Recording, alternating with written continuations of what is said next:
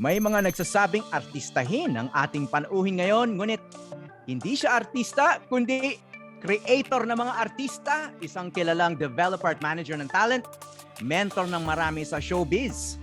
Pero may mga hindi nalalaman ng marami, pati siguro ng kanyang mga protege, na may flip side ang showbiz legend na si Johnny Manahan aka Mr. M. Magandang araw sa iyo, Johnny Manahan. Mr. M. Yes, magandang araw rin sa iyo, Howie. Thank you for having me in your show. You know, they call you Mr. M out of respect, no? You've been in showbiz for 40, 50 years na. From singing to directing, and for the last 3 decades, no, developing and managing talents, no. How important do you think talent is today in achieving success? O yung traditional talents like singing, acting, dancing, and not only talent, of course, in making TikTok videos? I think being talented today and talented like 50 years ago, you're more or less the same.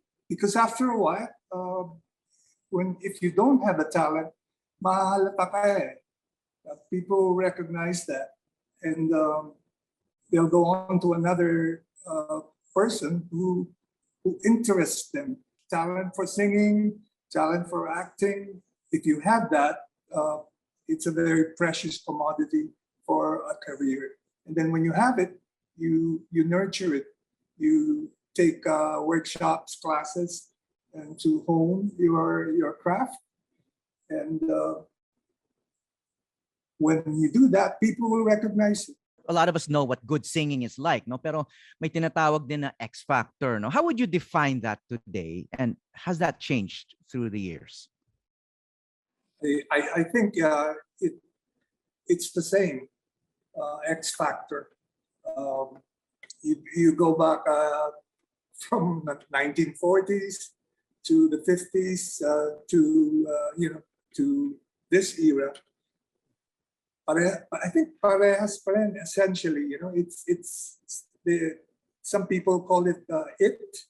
Some people call it garbo. As in Greta Garbo? One of the classic it girls.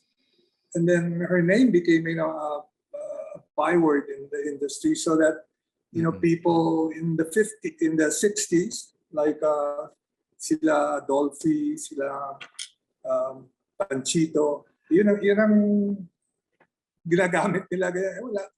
Wala yung garbo eh. Yeah. So, and nowadays we still call it.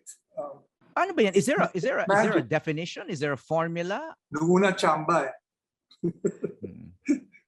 Chamba. It's a gut feel. Mm-hmm. And even people who didn't sing or didn't dance, but you figure they have something in them, an it, X factor. And that's why I called it magic. May magic yan eh. Initially, it's the physical thing eh. Guwapo yan, maganda yan. Parang may classification system sa ulo eh. Maganda yan. Yan, guwapo yan. Yan, muntik na maging pangit, pero maganda. May ganun eh. And then, you have a feeling about these people. Essentially, that's it. It hasn't changed. I'm curious lang, Johnny, because you were at ABS, no, when Alden Richards and Maine Mendoza were at their peak, no? They were very, very popular. Ano ba yung pwede niyong ibahagi na reaction o strategy ninyo para tapatan itong bagong phenomenon, no? Na araw-araw lumalabas at may build up ng popular interest, no? And then nagba-branch off na sa pelikula, etc., shows, commercials. Were they scary for someone like you? And gaano kalaking pressure yung naramdaman mo? Well, I not me, pero I can tell you, yung mga executives, nataranta sila. Nataranta sila dun sa success nila Maine, nila Alden. And panic sila. Panic. Wala ba tayong ganyan? But ang sagot ko, meron kaming talent dito. Alam namin may talent pero ayaw niyong gamitin. Ang dami niyan. Naka ano yan sa notebook. O, these 10 really talented people. Pero hindi pinapansin ng mga executives. So, yun ang mistake. They didn't look closely at what we had. Even then, I already noticed that mas mabilis ang GMA magsalang ng artista kaysa sa ABS. I think GMA, they gamble a little and field newbies, new people all the time. It's the more people you field, may tatama ron eh. Kung ang sinalang mo lang 2, 50-50 yung chance mo. Pero kung 10 o 20 ang sinalang mo, you come up with more stars. So, ayun, taranta sila kay Alden sa Maine. You've been credited with discovering and training Bea Alonso, no? And then pairing her off, no, with John Lloyd and creating this almost cult phenomenon, no? Yung mga pagla-love team nila, no? So how did that come about? Is that a good example of what you can do? They come to us really raw, really raw and really scared. Their mothers bring them to the cattle call. We call them cattle call. Marami na audition eh. Or just a very intimate audition, mga 2 lang o 3 lang. And then you say, these people, out of that crowd, you pick out maybe 5 to 8 people whom you think have it. So kasali dyan si Bea, kasali dyan si John Lloyd. So you can develop it, you can train. Pero kapag wala yung it, kapag wala yung magic, kahit anong gawin mo, hindi magiging successful or hindi magiging star. So how do you see the future of entertainment and TV in particular? So now you have narrow casted, hindi na broadcasted. It's narrow cast because people have, certain narrow interests. Pero marami yun eh. Marami yung interest nila. So from a huge audience, your audience now is fragmented. Even the sitcoms nalipat na dun sa sa mga streaming eh. So I think that's the new thing. We can't stop it. Johnny, yung hindi alam ng marami na when you were starting your showbiz career, you were known as a young and very promising avant-garde artist at a visual artist, no? And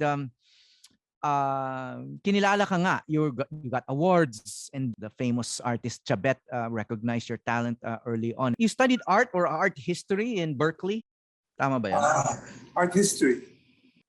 And I sort of fell into, I keep falling into things like show business. Parang sumasabit lang ako dati dun sa airmat ko. Pagpunta sa studio, ako yung bodyguard niya. Parang ganun. Or I'd carry her stuff, seeing all the actors and people behind the scenes. And sabi ko, I can do that eh. So, ayun, nagsimula ako doon in the early 70s. Just before martial law. 1970, 71. Pinasok ko yun yung assistant director, maging assistant director dun sa show ng mother ko. And the first thing I ever did on my own, I directed. I did a Jesus Christ Superstar. Sabi ko, I'm on my way. You know, I'm on my way to in this in my career. And then all of a sudden, sarado. Sarado na yung ABS. So I had to start again. Did you have political opinions back then? Because those years, itong 1970, 71, 70 through 72, was a very politically turbulent time, no? And then nag-martial law, sarado nga yung media, but people were still opposing the regime then, no? But much lower profile. Did you express your political opinions back then? At first, apolitical ako. I didn't want to get into that. I didn't know much about that.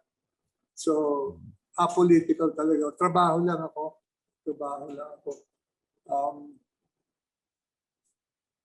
Until yung pinatay si Nino. 1983. Oo. And at that point, kung wala kang reaction, hindi ka tao eh. So that's when I got politicized, and I tried to help out in my own way. Ako, nakikisabay rin ako paminsan-minsan dun sa mga rally.